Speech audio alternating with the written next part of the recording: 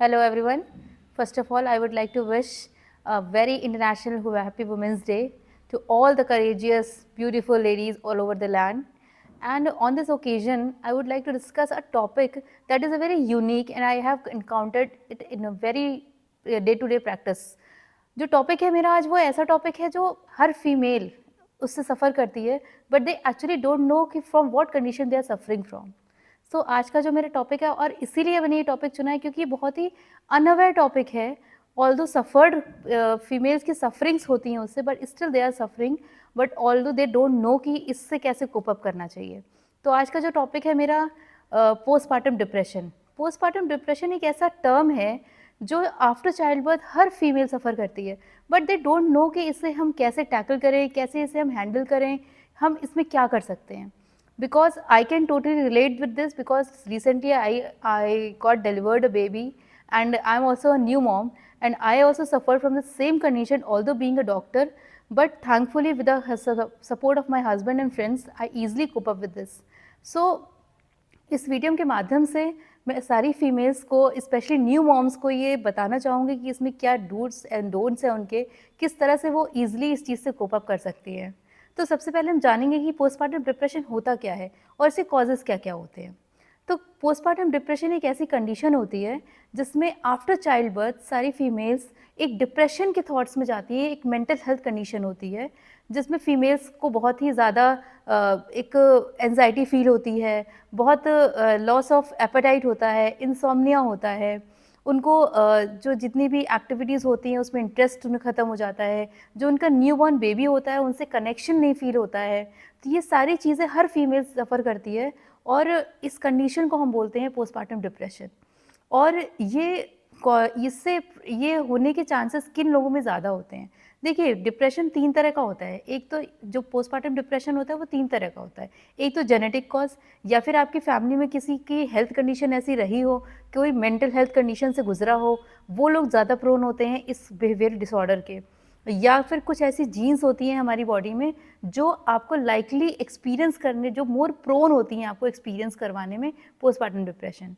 दूसरा चेंजेस क्या हो सकते हैं? फिजिकल चेंजेस, क्योंकि हम सभी जानते हैं कि हमारी जो प्रेगनेंसी है वो 2 मेन हार्मोन्स के सपोर्ट से पूरी कंटिन्यू होती है। जो हमारे 2 मेन हार्मोन होते हैं वो एस्ट्रोजन और प्रोजेस्टेरॉन होते हैं।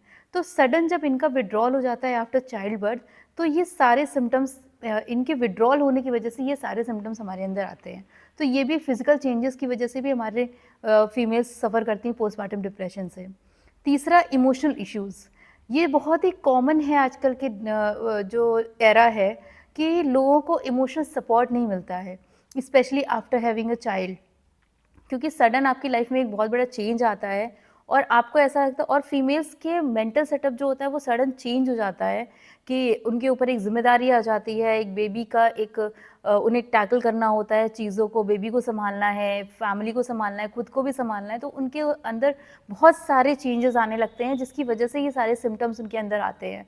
और इमोशनल या कुछ और कॉजेज़ ऐसे हैं जैसे कि स्लीप डिप्राइव होना, इंसोम्निया जिसे कहते हैं, नींद ना आना, लॉस ऑफ एपेटाइट, और जितनी भी डेली एक्टिविटीज़ होती हैं उसमें इंटरेस्ट खो जाता है।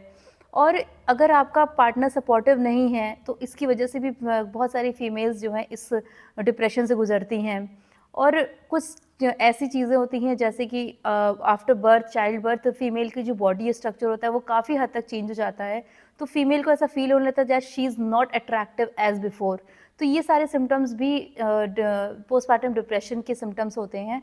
और अगर आपके पास कोई ऐसा सपोर्ट नहीं है, कोई ऐसा फ्रेंड या फैमिली में कोई सपोर्ट नहीं है, तो भी ये सारी फीलिंग्स में फीमेल फील करने लगती है और धीरे-धीरे वो पोस्टपार्टम डिप्रेशन की ओर चली जाती है।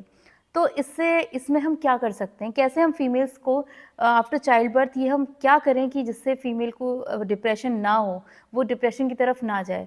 तो सबसे पहली चीज़ जो फ्रेंड्स एक फीमेल कर सकती है वो, please females, a new mom, please talk to your partner, your friends, your family, whosoever you want to talk, please share your feelings.